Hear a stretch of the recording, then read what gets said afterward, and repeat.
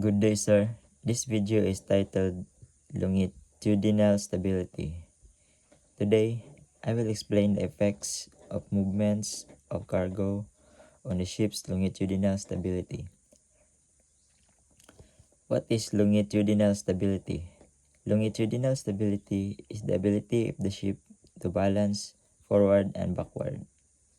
Mao ni ang balance sa barko sa unahan ug sa likod. It controls the trim of the ship. If mas ubos ang bow, trim by bow.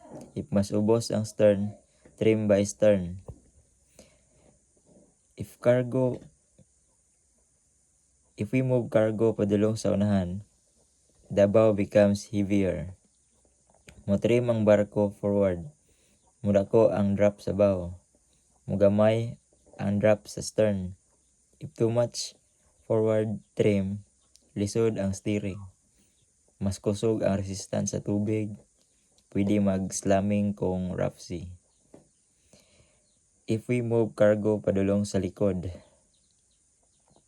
the stern becomes heavier. Mo-trim ang barko by stern.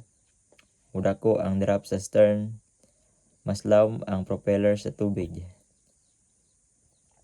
If too much stern trim, mubagal ang barko. Dili efficient ang fuel consumption. Maka-affect sa maneuvering. If cargo ships during voyage, kung ang cargo dili properly secured, pwede ni mo ship during bad weather. If cargo ships kalit ba usab ang trim, ma-disturb ang balance, delikado para sa barko. That is why important kayo ang propeller lashing and securing. Why is longitudinal stability important? Longitudinal stability is important because it affects ship performance. It affects fuel consumption.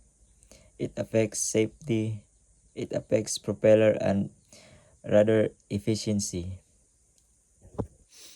Importante good ang correct cargo distribution.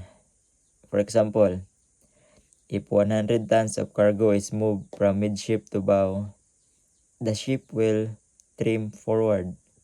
The amount of trim depends on weight sa cargo, distance gibalhin, length sa ship. Mas bugat ug mas layo ang movement, mas dako ang epekto sa trim.